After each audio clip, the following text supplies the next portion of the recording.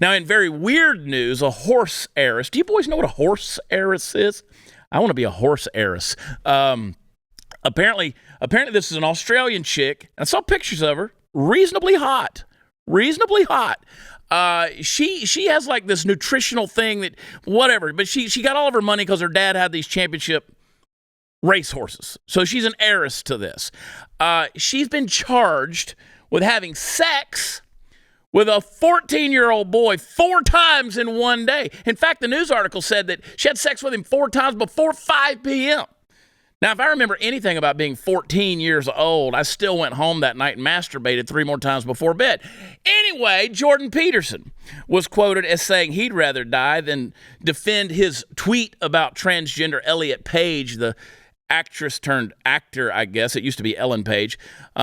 But he said he'd rather die than delete the tweet. Now, at least he's willing to die for something important, not something silly like a TikTok video or an Instagram story. I mean, priorities, folks. Life is precious. Choose them right. Marvel is set to introduce gay Spider-Man. Of course they are. Coming to a universe near you. That's right, gay Spider-Man. I guess it was all the spandex and the stretchy pants or whatever. But that means that Marvel is trying to tell us that Andrew Garfield, who once played Spider-Man in the movies, wasn't supposed to be a gay Spider-Man. My bad, y'all. Completely misunderstood the plot of that movie, I guess. Transgender female skateboarder, 29-year-old, used to be dude, now identifies as a woman. If you look at the picture, still looks like a dude, just longer hair. Beat the entire field in the Border Open Women's Final Skateboard Championship. Look, enough is enough at this point. If you're going to let those people in, you just need to give them their own event. Look, if we got the X Games, then they can have the XY Games, or however that works.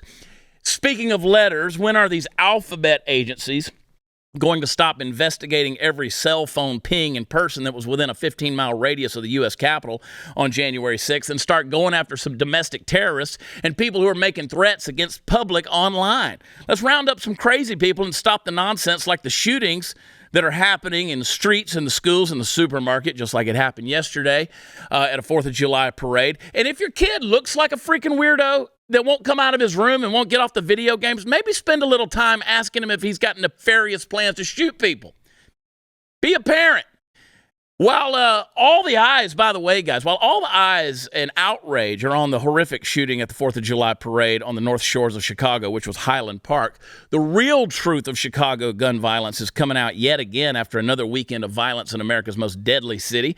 71 people were shot, 8 fatally, in the 4th of July holiday weekend shootings across the Windy City. Last year, there were 19 people that were killed and more than 100 shot, but you didn't hear about that story either. Now, in 2020, there were 79 people that were shot in Chicago. 15 of them were killed. So basically, a normal weekend for Chicago when you add in the deadly shootings at the 4th of July parade in the Chicago suburb where 26 were wounded and 6 killed. Now, it's astonishing that the Illinois governor can call for gun control, but completely not discuss that 71 people were shot and 8 dead in Chicago. But the parade, of course, is the talking point the liberals want you to focus on.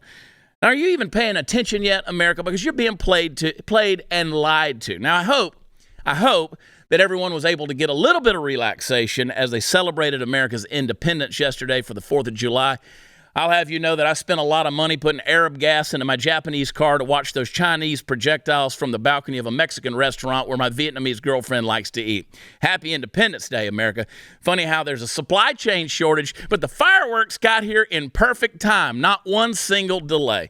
And yes, no matter what you say online these days, apparently it is in vogue for Americans to hate America and call those of you with conservative traditional values crazy. But remember, folks, being called crazy by those that are victims of cultural conditioning is a compliment.